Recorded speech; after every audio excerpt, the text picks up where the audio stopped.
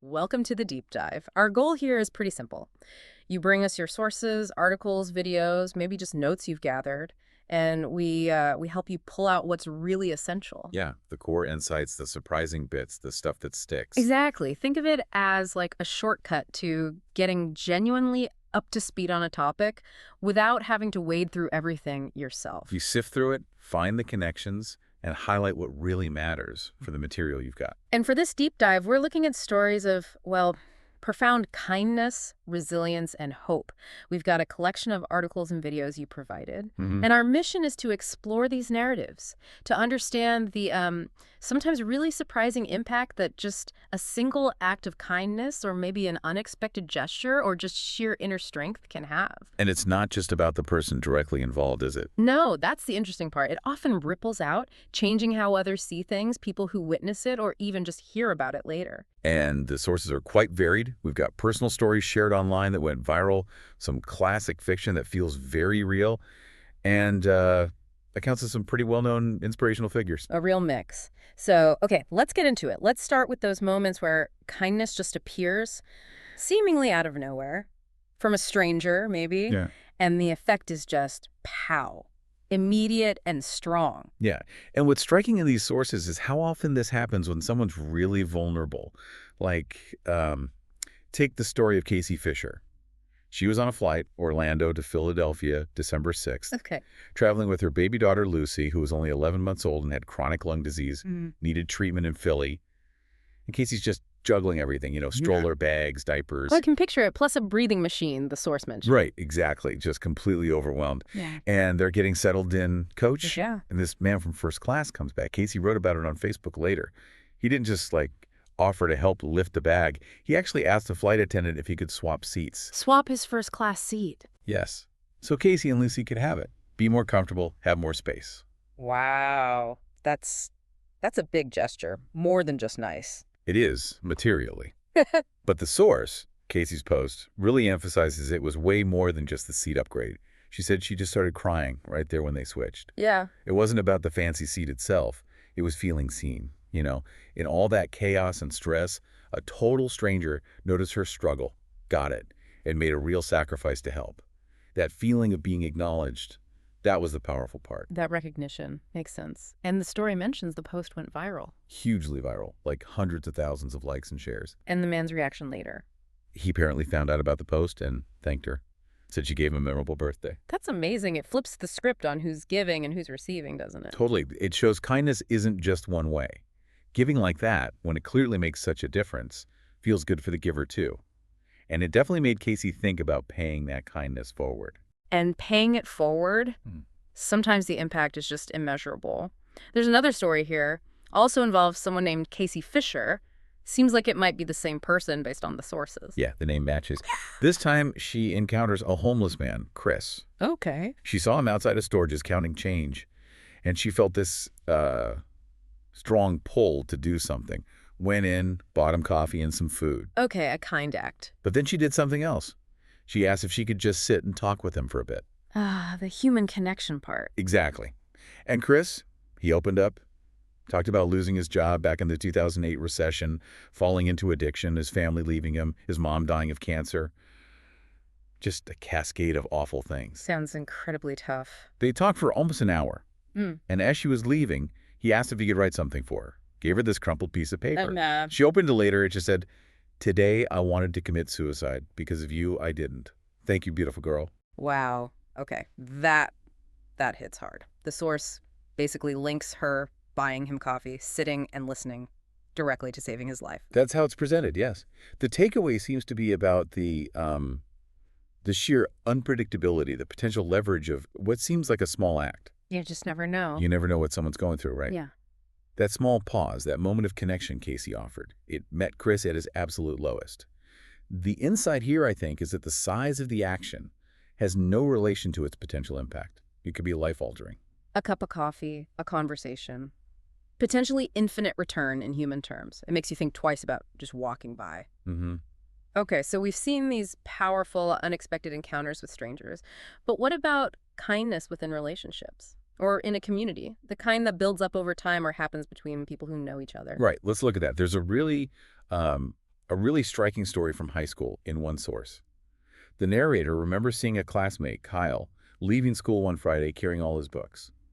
Everything. Which is weird, right? Usually you leave stuff in your locker over the weekend. Exactly. And then right there, a group of kids starts bullying him really badly, knocking his books everywhere, pushing him. They even broke his glasses. Awful. Public humiliation. Just terrible. Yeah. And the narrator, instead of just watching, ran over, helped Kyle find his glasses in the grass, picked up his books, and then walked him home. Carried his stuff. A simple act of stepping in. Yeah. And they ended up becoming friends over the next 4 years. But the real kicker comes at graduation. What happened? Kyle gave a speech. And he confessed that Friday, the day the narrator helped him, he'd taken all his books home because he was planning to kill himself that night. He didn't want his mom to have to clean out his locker. Oh, my God. And Kyle, in his speech, looked right at the narrator and said that act of kindness, just helping him, walking him home, that connection saved his life. It stopped him. So the source is saying that simple gesture, choosing not to be a bystander. It literally changed Kyle's destiny. It highlights how these seemingly small choices, helping someone, a smile, just saying hello, can intersect with someone's life at a critical moment. The unseen weight of our interactions, you know. Definitely makes you pause. And we see this ripple effect in communities too, right? Like the story about the little girl, Bailey. Yes, the 6-year-old. Yeah. Her teacher, Miss Compton, shared this one on Twitter. Bailey had earned a reward in class. She got to choose anyone to sit with her at lunch. A coveted prize for a kid, I imagine. Totally. And the teacher expected her to pick her best friend, or maybe one of the really popular kids. But she didn't. Nope. She chose a boy who, the teacher said, was never chosen for anything. Just think about that. Wow. That's incredibly empathetic for a 6-year-old. Right. And the impact was immediate. The boy was thrilled, obviously. But it did more than that. It sort of broke a social spell. Other kids started including him more after that. The teacher said he became a completely different student. That's amazing. One small choice by one child. And Miss Compton shared it with that simple takeaway. In a world where you can be anything, be kind. It shows how even a child's kindness, that act of inclusion, can really change things for someone else in a group. So from kindness connecting people, let's shift focus a bit. Let's talk about stories where hope itself is the main theme. Hope persisting or even being created when things seem absolutely bleak. Okay. A classic example, though it's fiction, is O. Henry's The Last Leaf. It captures something really true about hope. Remind us of the story. 2 young women, artists, Sue and Joanna, live together. Joanna gets very sick with pneumonia, and she just loses the will to live. She starts watching the leaves fall off an old vine outside her window. Right, and she gets this idea. She becomes convinced she'll die when the very last leaf falls. Got Her life is tied to that leaf. despair taking hold. Exactly. Sue is frantic, naturally. She talks to this old artist downstairs, Behrman. He's portrayed as kind of a failure, always talking about painting a masterpiece but never doing it. Cynical, but with a good heart underneath. Then this terrible storm hits one night. Wind, rain. Joanna is sure the last leaf will be gone in the morning. But it isn't. No. When dawn breaks, there's still one single leaf clinging stubbornly to the vine. Seeing it, it gives Joanna just enough of a spark, a reason to fight. She starts to recover. The symbol of resilience. But here's the twist, the heartbreaking part. They find out later that old Behrman went out during that brutal storm. He painted that leaf onto the wall where the vine grew. He painted it. Yes, to give Joanna hope. And he caught pneumonia out there in the cold and wet, and he died. His masterpiece wasn't a grand canvas. It was that single painted leaf that saved her life, at the cost of his own. Wow. So hope wasn't just found, it was manufactured, created through sacrifice. That's the core insight, I think. It challenges the idea that hope is purely internal. Sometimes, the source suggests, hope has to be actively given to someone. Painted onto the wall, you might say. Even if it costs the giver dearly, it's an act of love. A deliberate act of creating hope. That's powerful. And sometimes that spark, that shift in perspective, it comes from somewhere totally unexpected, like the story of the homeless man by the highway ramp. Ah, yes. This one's quite something. The narrator in this source used to see this man regularly on her commute. Always by the ramp, always smiling, waving. Seemed happy, despite his situation. She'd often give him some change. Oh, okay. A familiar sight. But then she describes having this absolutely terrible day. She lost her job, driving home, just feeling crushed, defeated, crying. Understandable. And she stops at that same corner where the man is, and he sees her. sees her distress, her tears, Yeah. and this man who lives on the street, who relies on handouts, Yeah. he reaches into his own pocket and gives her $1. He gave her money. Yes, $1. Yeah. Completely turns the tables, right? The person you assume needs help is the one offering it. What was the impact on her? The source says it was like a lightning bolt, a moment of clarity. She realized, her job, her money, stability, things she just lost, those can be taken away. Right. But her attitude, her choice to find joy, to be happy, to be generous, even when you have literally next to nothing that couldn't be taken. He taught her something profound about resilience and inner wealth with that single dollar. An incredible lesson from an unexpected teacher. These stories really show the strength people can find and give. Okay, let's move into another area. Stories about how love and connection leave, well, tangible legacies, messages or impacts that last even after someone's gone. The story of Marzi Mathis is just heartbreaking. She was 16, died in a car crash back in November 2016. Her mom, Cindy, was obviously devastated. Unimaginable grief. Of course. But in the weeks and months that followed, as Cindy was just trying to cope, she started finding things. Things Marzi had hidden around the house before she died. And things. Like what? Letters. 25 handwritten letters, tucked away in the car trunk, inside books, under sofa cushions, even found later inside Christmas gifts Marzi had wrapped. Whoa. And each letter was labeled for specific moments her mom might go through, like, open when you miss me, or open when you feel lonely. Oh, that's incredible foresight from a teenager. Like she knew her mom would need them. It seems like it. The source even mentions one note found later that just said, "Sorry, Mom, I'm sick," which is extra poignant given how she died. So these letters became like a lifeline for her mom. Exactly.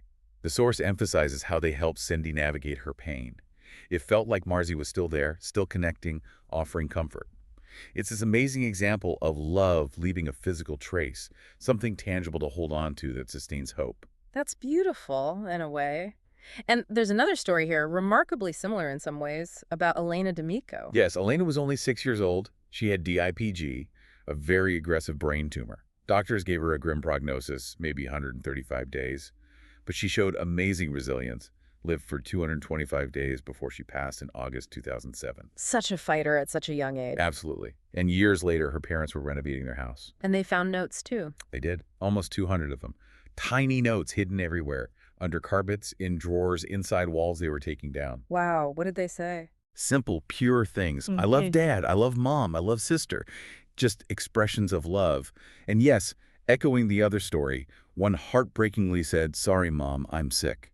Oh, man. Just simple messages, but so powerful found like that. Totally. They weren't necessarily for specific future moments like Marzi's, but just scattered little testaments of her love, maybe a child's innocent way of dealing with her illness.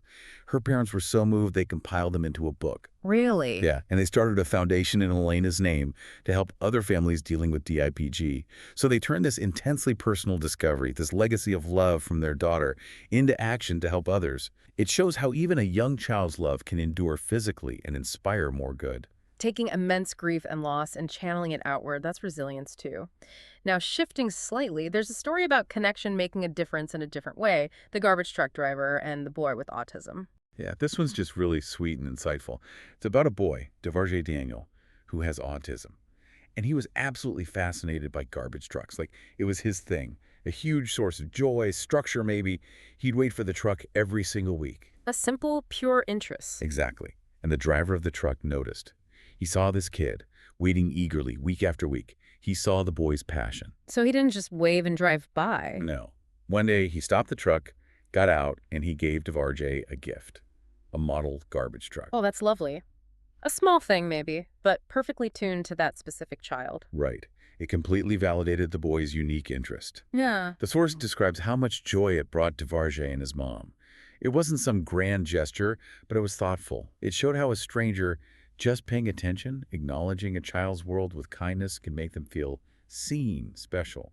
It's a quieter form of connection, but really meaningful. These stories are all so different, but they really drive home the power of connection, empathy, whether it's big gestures or small, quiet moments.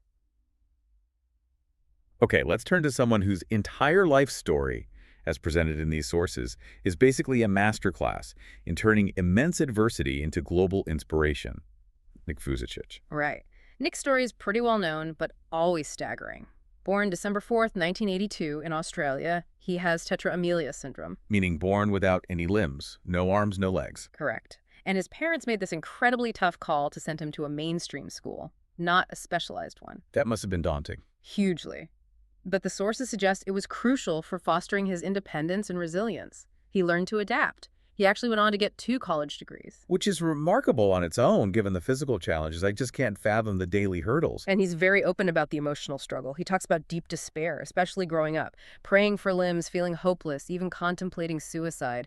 He admits he wanted to give up. That's understandable. Facing that reality, what changed? A turning point, according to the sources, came when he read an article. Yeah. It was about another person with severe disabilities who was navigating life successfully, finding purpose. Seeing someone else do it? A role model, maybe? Exactly. It sparked something, made him realize he wasn't alone, that it was possible to overcome. He started focusing intensely on what he could do. He developed amazing skills using his torso and the small partial foot he has. Like what kind of skills? Writing, typing with his toes, swimming, fishing, playing golf, surfing, even skydiving, things you wouldn't think possible. Surfing, skydiving. That's unbelievable. The physical transformation is one thing, but the mental shift. That's the core of it. He channeled that hard-won personal resilience outward. He started speaking publicly about his experiences, sharing his story. He founded his nonprofit Life Without Limbs when he was just 17. 17, wow. And his reach became enormous. The sources mentioned speaking to over 3 million people in more than 24 countries, giving over 1,600 talks. He even received the Young Australian of the Year award back in 2005. And his central message, life has no limits. It carries extraordinary weight coming from him. Absolutely. It's not just a slogan. It's his lived reality. He talks about his faith being a huge source of strength, but his core message is universal. He uses himself as living proof. If a guy with no arms or legs can learn to surf, find joy, build a life, then whatever challenges you are facing, you can find the strength to overcome them too. Yeah. His optimism, his perspective, it's incredibly powerful and inspiring. Okay, we've covered a lot of ground here. Stories of sudden kindness, long-term connection, legacies left behind, incredible personal resilience. Yeah, a real spectrum. And looking across all these different sources, these varied stories, what are the common threads? What really stands out as the core insights? Well, several things jump out, I think. First, there's the unexpected, almost disproportionate power of simple kindness. How something seemingly small can land with huge impact, even as we saw, save a life. Right. The scale of the act doesn't predict the scale of the effect. Exactly. Then there's the profound need to be seen, to be acknowledged, cared for, especially when you're struggling. That recognition itself can be incredibly healing and strengthening. The sources also show us that hope and strength aren't always just there. Sometimes they have to be found or actively cultivated. Sometimes they're even given to us by others, like Berman's leaf, maybe at great cost. Hope can be an action, not just a feeling. And resilience isn't just internal. No, and love and connection, they endure. They leave traces, like the letters from Marzi and Elena that keep impacting people long after. And finally, personal resilience, like Nick Vujicic shows, isn't just about surviving your own struggles. It can become this incredible source of inspiration for so many others. So taken together, it's a powerful argument, isn't it? In a world that often feels overwhelming, maybe cynical, these sources remind us of the real, tangible impact individuals can have. Yeah, often in quiet ways or unexpected moments. It really comes back to human connection, doesn't it? Empathy and making a conscious choice. The choice to act kindly or the choice to cultivate resilience, even when it's hard, even when it feels small. It highlights that capacity for good and the strength we find and share through connecting with each other. Okay, so let's try to boil this down. The key takeaways from this deep dive seem to be the real-world, sometimes life-saving impact of kindness, no matter how small it seems. The fundamental strength we get from feeling connected and seen, the fact that hope can be actively created, even manufactured in dark times, and this powerful idea that one person's resilience can light the way for countless others. Yeah, these aren't just, feel-good stories. They offer genuine insights into our human capacity for good, for overcoming immense challenges. So here's something to maybe mull over, drawing from all these sources. Given how profound and often hidden the impact of our actions or our own resilience can be, how might really recognizing that potential significance change how we move through our own day, how we handle interactions, face challenges? Maybe the final thought is just about paying a bit more attention to those small moments, those opportunities for connection, both the ones you receive and perhaps more importantly, the ones you have the quiet power to create for someone else.